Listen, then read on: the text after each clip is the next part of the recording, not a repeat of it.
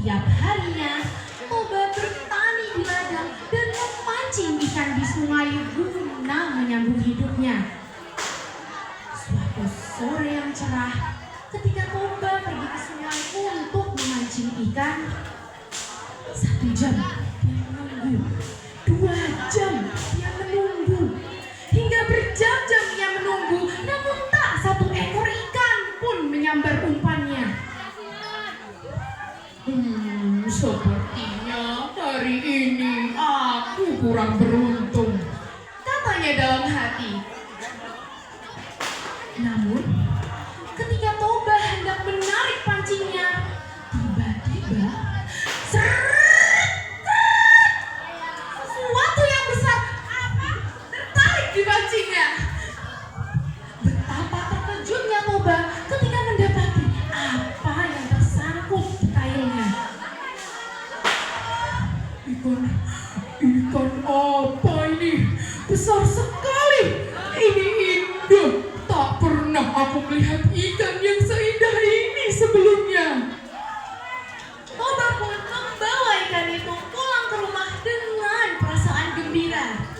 Sampai di rumah, ketika ia hendak membersihkan ikan itu, suatu keajaiban terjadi.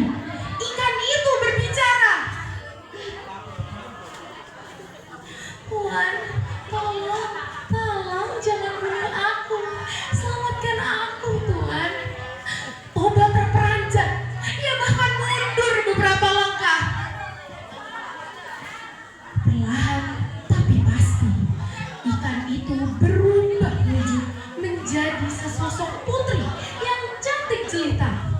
Rambutnya terurai panjang, wajahnya bersinar lembut.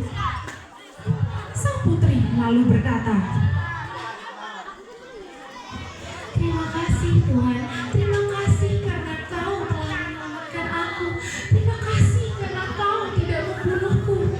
Sebagai balasannya, aku bersedia menjadi istrimu." Toba terpesona oleh kecantikan sang putri. Tanpa berpikir panjang, Toba setuju. Namun, sang putri memberikan satu syarat untuk Toba.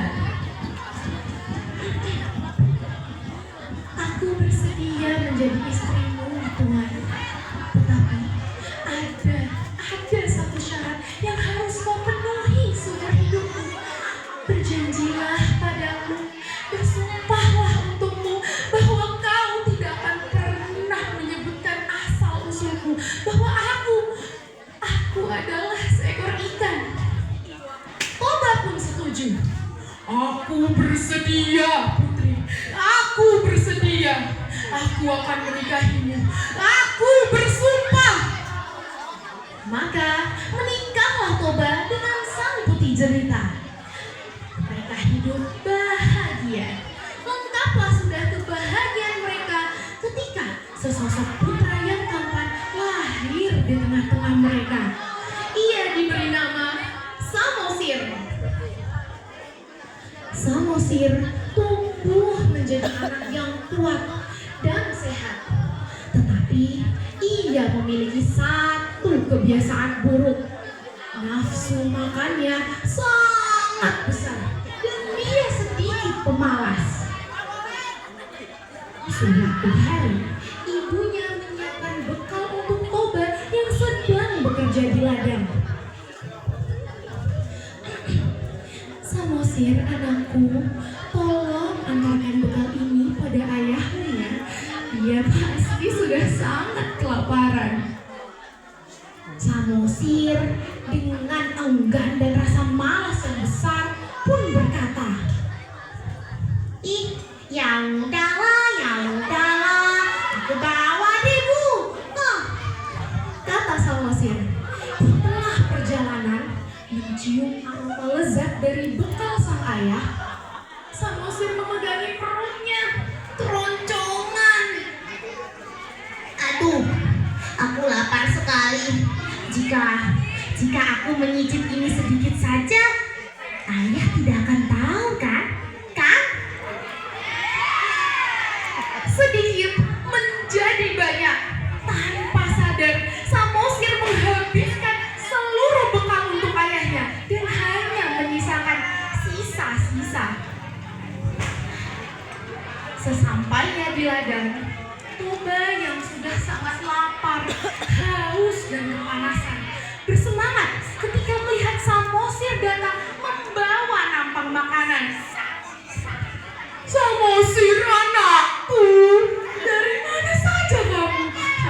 sudah sangat lapar. Tapi betapa marah dan terkejutnya Toba ketika mendapati bekal itu tinggal sisa-sisa. Apa-apaan ini? Kau makan semua ini. Dasar kau tidak tahu diri, tidak tahu diuntung. Dasar kau anak keturunan ikan. Bentak Samosir. Samosir menangis sejadi-jadinya. Ia berlari pulang ke rumah dan mengadu pada ibunya. Ketika sang ibu mendengar perkataan Toba, sang ibu pun menangis pilu. Dengan bergelinang air mata, sang ibu berkata sembari memeluk Samosir kecil. Samosir, anakku, pergilah nak, pergilah ke bukit yang paling tinggi. Cepat, akan terjadi bencana besar. Kau harus melindungi diri.